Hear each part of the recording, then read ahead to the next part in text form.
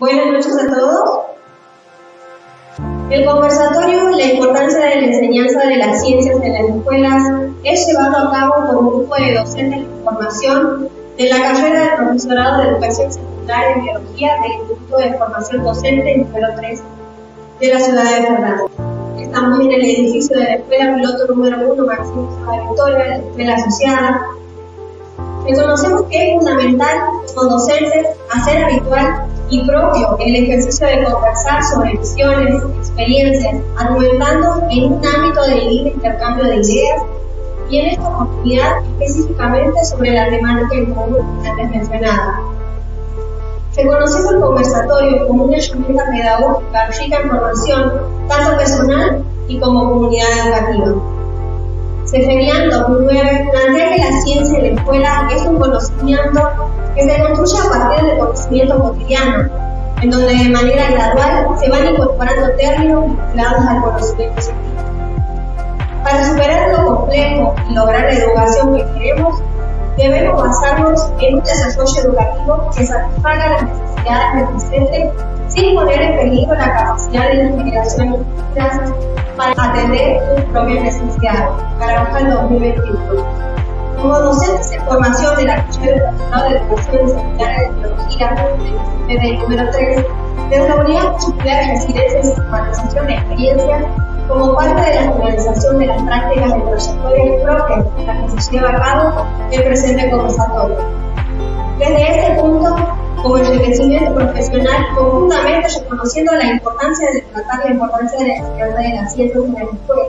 Asimismo, esta práctica pedagógica didáctica establecida en el marco de los 50 años aniversario del IFD número 3, 1971-2021.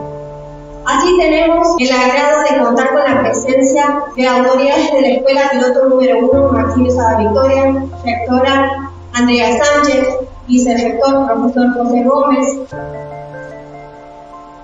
del Instituto de Formación Docente, el vicerrector licenciado Domingo Suárez, la docente Susana Ferreira, la profesora coformador, profesora Margarita Pérez. De este modo, damos inicio y bienvenida al conversatorio La importancia de la enseñanza en las escuelas. A continuación, los docentes de formación del IFD número 3 comentarán su postura respecto a la temática en común.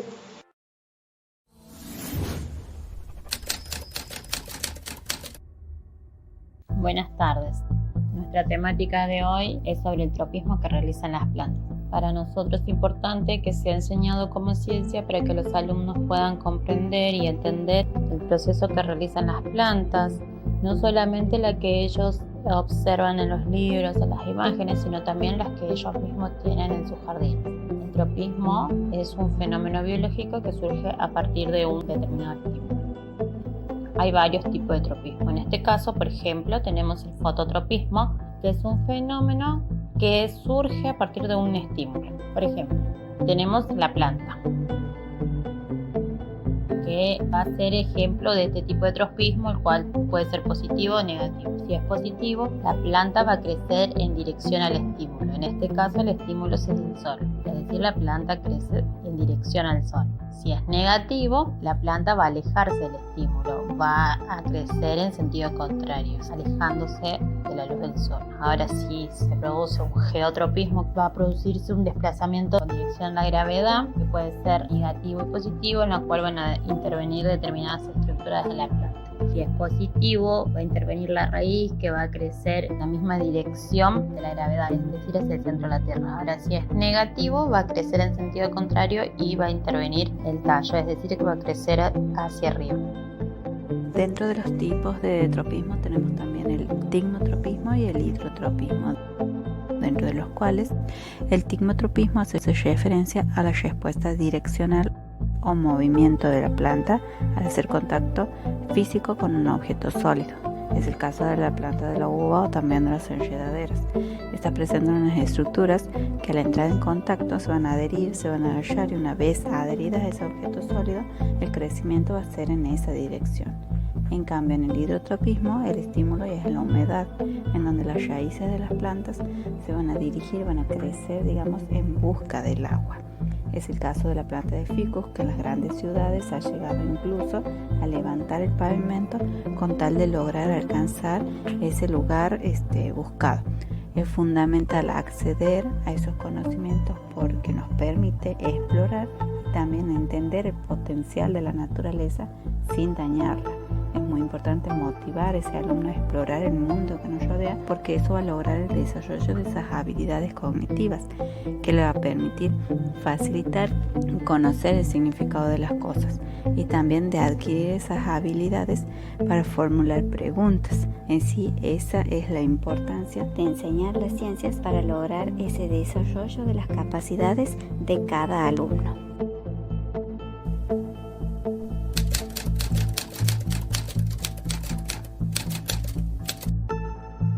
La temática que vamos a abordar en el día de hoy en este conversatorio hace referencia a las plantas autóctonas de Santiago del Estero, principalmente vinculada y orientada a lo que es el área de la alimentación, como así también las propiedades medicinales que éstas presentan.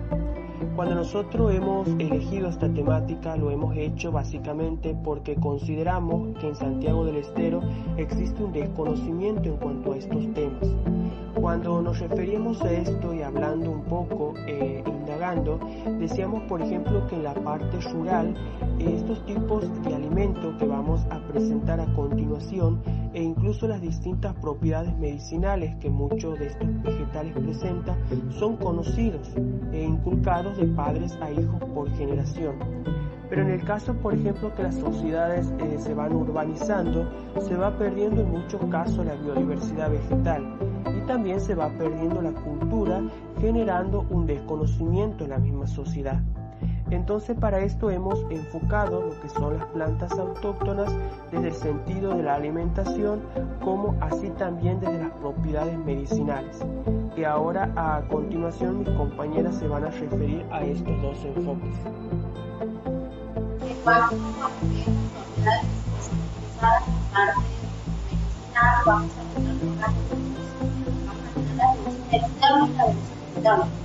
en lo que son a preparados como son las pomadas, los impuestos, los barcos, los pavos, utilizados en las zonas específicas para tratar la enfermedad. En los internos, cuando hablamos de la preparación de uso interno, están aquellos que para lograr su uso medicinal deben ingerirse. Estos tipos de preparados pueden hacerse a base de agua o a base de alcohol para extraer los compuestos medicinales de las plantas. Se pueden mencionar tres tipos de preparados principales. Uno es la infusión, su uso es frecuente. Aquí se realiza un té, ejemplo con la cáscara de chañar que se utiliza para el resfrío. Así también se pueden hacer jarabes y tinturas en las que se realiza una preparación más compleja. El objetivo de esta temática es poder demostrar los beneficios que nos brinda nuestras plantas autóctonas de Santiago del Estero, no solamente en la parte medicinal, sino también en la parte alimentaria, en su gran valor nutricional. Es decir, poder demostrar de una manera no solamente su conocimiento, sino su valorización. Es por eso que es importante poder implementarlo en los diferentes espacios curriculares. Tenemos diferentes alimentos, tenemos el arrope, el patay, el bolanchao, que son productos que se obtienen de la materia prima de las plantas autóctonas de Santiago del Estero. Y es por eso su importancia de poder abordarlo en los diferentes espacios curriculares desde diferentes temáticas y de esta manera poder llevarlo a la práctica. Bien, como venían hablando mis compañeros, podemos llegar a la conclusión de que nosotros de alguna manera necesitamos del monte y también necesitamos sensibilizar a la población en general, entendiendo de que es importante y fundamental vivir en un ambiente sano, ya que mejora favorablemente nuestra calidad de vida. Tenemos que valorizar nuestro espacio, nuestro monte santiagueño. Muchas gracias.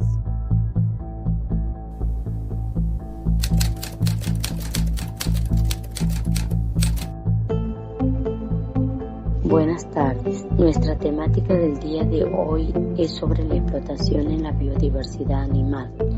Esta explotación trae consigo mismo diversas consecuencias. Una de las mismas es la explotación de animales y el daño causado hacia ellos. Un ejemplo de esto es la matanza para producir diferentes objetos. Aquí les muestro el bolso matero que está hecho con cuero de vaca. Pero esto a la vez nos ayuda a satisfacer nuestras necesidades, es decir, que nos brindan productos alimenticios como por ejemplo la carne, los lácteos, etc. Y además productos relacionados con la salud, por ejemplo la medicina. Como dijo mi compañera, es importante tratar esta temática en la escuela. ¿Por qué es importante? Porque permite valorar la importancia de la biodiversidad local.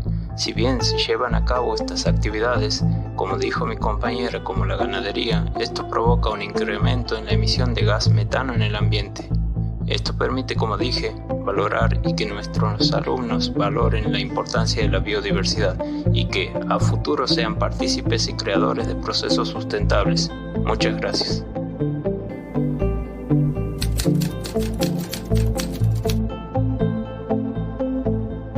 Buenas tardes. La temática de nuestro grupo es la epigenética. La epigenética es una de las ramas de la ciencia que hoy en día es muy poco conocida. Son modificaciones que se dan en el material genético sin alterar la secuencia del ADN. Esto lleva a cambios que se dan en la expresión fenotípica sin alterar el genotipo. La epigenética nos hace diferente, a pesar de que todos los seres humanos tenemos un casi idéntico material genético. Las modificaciones epigenéticas pueden provocar cambios en los diferentes genes de ciertas características, como por ejemplo el color de pelo, el color de ojos y también en otras características que no son apreciables a simple vista. Bueno, esta es una ciencia muy compleja, fundamental, de alimentación, de comportamiento, de vida, cambia ya sea las personas que piensan o bien, como por ejemplo comer excesivamente que nos trae enfermedades cáncer, Alzheimer, la diabetes, entre otros. Es temas que tenemos que tener en cuenta no solamente los científicos, no solamente tanto los científicos, sino también para nuestros alumnos que y esa genética es parte del nuevo que estamos viendo que es importante que se va a pasar en cuenta sepa formando. Si integramos eso, a ver, previo, como explicar, que le preguntamos cómo identificar una parecida afectada. Pero bueno, eso tenemos que ayudarnos bien con hacer ejercicio, hacer deporte, o sea, todos los intentos previos, ellos saben las cosas que tienen que hacer para mantenerlos y saber que conocimientos son adaptados, pero ellos saben un poco. Entonces, si quieren, no se les va a enseñar una genética avanzada, pero estaría muy bueno que se sepa qué es lo que el cuerpo, cómo es, los animales, una buena alimentación y tener buenos sistemas de defensa. Bueno, como decía la compañera, la epigenética, si bien es una ciencia muy compleja, no se va a enseñar directamente en el aula, se va a enseñar con conocimiento de medicina, sobre todo de salud, y cómo generar hábitos saludables que nos eviten que nosotros, mediante nuestro ADN, se expresen proteínas o se inhiban la expresión de proteínas que por ahí nos llevan a tener enfermedades como ya habían dicho, obesidad, diabetes, enfermedades neurodegenerativas. Todo este tipo de enfermedades se ocasionan, como sabemos, algunas son hereditarias y se pueden evitar. Eso es lo que la epigenética ahora está descubriendo.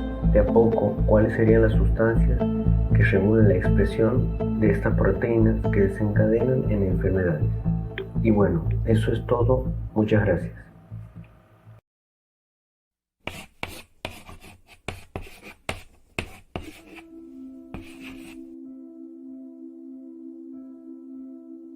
Nosotros vamos a hablar específicamente de qué lugar ocupa en las escuelas hoy el pensamiento crítico. Y vamos a iniciar con una pregunta. ¿Y para qué aprendemos ciencia? ¿De qué nos sirve aprender ciencias? Por ejemplo, un alumno en una clase nos diga: ajá, profe, pero yo voy a ser futbolista. ¿De qué me sirve a mí aprender de plantas, sobre animales, sobre la epigenética? ¿Qué le contestarían a sus alumnos? ¿Cuál sería su respuesta? ¿Qué es lo que pasa con la ciencia? Lo que pasa es que conlleva mucho más que memorizar conceptos. Nos ayuda al desarrollo de capacidades cognitivas muy complejas, como lo es el pensamiento crítico. El pensamiento crítico es la capacidad manifiesta que tenemos los seres humanos para analizar y evaluar la información existente respecto a un tema determinado, intentando esclarecer la veracidad de dicha información y alcanzar una idea justificada al respecto, ignorando posibles sesgos externos. Este último punto es algo que, si bien se pretende siempre sobre la práctica, en el día a día es casi imposible que no exista un sesgo. Pero tenemos que tener en cuenta que justamente, como tal, el pensamiento crítico es uno de los puntos claros. ¿Para qué? Para intentar que, a pesar de que existan los conceptos externos, aún así no sean una traba a la hora de conseguir la mayor cantidad posible de toda la información. Si conseguimos el pensamiento crítico, esto nos conllevará a tener una idea justificada de la realidad y no aceptar ciegamente lo que otros nos digan. Se tiene que tener en cuenta, por ejemplo, como lo que dicen compañeros que nos dan en las clases, además, eso va a ayudar al ser humano a crear su propia identidad. ¿Por qué? Porque cada información que nosotros conocemos, todo lo que nosotros contratando, forma parte de nosotros mismos. Sobre todo, pensar en cuestionar, que es algo que suele iniciarse en la adolescencia y que a partir de esto, tratamos de elaborar nuestro propio punto de vista en base a la comprobación y con nuestros ciudadanos. Añadiendo lo que dice el compañero, es justamente poder hacer que los alumnos siempre se pregunten el porqué de las cosas y también justamente reconociendo de que sí, estamos en la era de la información, pero también conociendo que no toda la información es cierta y que la verdad también es relativa y temporal. De esta manera, hacer que los alumnos puedan ellos mismos fundamentar sus propias ideas. ¿Para qué? Para que crean esa identidad y no puedan llevarse de lo que dice uno o que dice la otra noticia, porque los medios masivos de comunicación, por lo que dice un compañero, incluso por lo que dice un docente o incluso un científico, de siempre antepelar siempre la duda y cuestionarse y ver el porqué. Y esto es un desarrollo cognitivo complejo que no se logra de la noche a la mañana, pero ¿en dónde se va a desarrollar? Justamente en las escuelas. O sea, si como docentes no potenciamos este desarrollo, no va a haber un cambio tanto en el hoy como en el futuro. Pero la gran pregunta es, ¿cómo hacemos para lograr desarrollar el pensamiento crítico de nuestros estudiantes? De esto lo que estamos hablando, ¿cómo lo hacemos al pasarlo al aula? Primeramente con mucho compromiso, porque requiere pensar, requiere mucho trabajo, pero además con pasión, amando lo que uno hace. Si las escuelas estuviesen llenas de docentes apasionados, amando la educación, creo que habría grandes cambios, mucho más de lo que está sucediendo. Otorgarle un sentido al conocimiento que estamos por dictar en la clase. Darle un sentido. Esto que estábamos hablando con los compañeros de que vamos a estudiar esto, pero decirle por qué. Y sobre todo pensando en los alumnos que son muy ansiosos. Todos tenemos ahora, nos arrebata la ansiedad de pensar de qué nos sirve hoy. Entonces darle ese sentido del hoy. El tercer punto es la cotidianidad. Justamente de lo que los compañeros hablaban, de lo que nos rodea. Cuando vamos a enseñar una temática, llevarlo a lo que los chicos conocen. Poder hacerle preguntas, ejemplos de su cotidianidad. Siempre tratando de acercarlo a ese entorno. 4. Preguntas para pensar. Esto es algo que lo habla mucho Melina Furman, que es importante hacer preguntas. siempre, pero no cualquier pregunta, sino preguntas que lo hagan pensar mucho más al estudiante, que lo lleve a mayor motivación. 5. Actividades diversificadas e innovadoras, de manera de atraer a los alumnos a que les interese un tema, justamente que las actividades no siempre sean la misma. 6. Siempre dejarlo con alguna duda. Enriquece más dejarlo al alumno con una duda que dejarlo con respuestas. Entonces, cuando todos nosotros necesitemos, estemos ya ganando un asado por nuestra cuenta, primero vamos a privilegiar a la hora de enseñar a nuestros estudiantes. Tomaremos en cuenta la primera piedra de la izquierda, en que se trata de pensar, de adaptar y de cambiar, o directamente seguiremos trabajando con los esquemas que vienen siendo memorizar, repetir y decir, que es justamente una forma de enseñanza que a veces sabemos que si bien constantemente, incluso nosotros en la adolescencia, hemos sido educados por estos temas. Lo que tenemos que intentar es dejar que esta gente quieren, de la derecha, y pensarlo mejor que la izquierda, hacer que el estudiante piense que esa persona puede generar un cambio para que el estudiante pueda adaptarse. Con esto finalizamos. Sin pensamiento crítico, somos meros repetidores.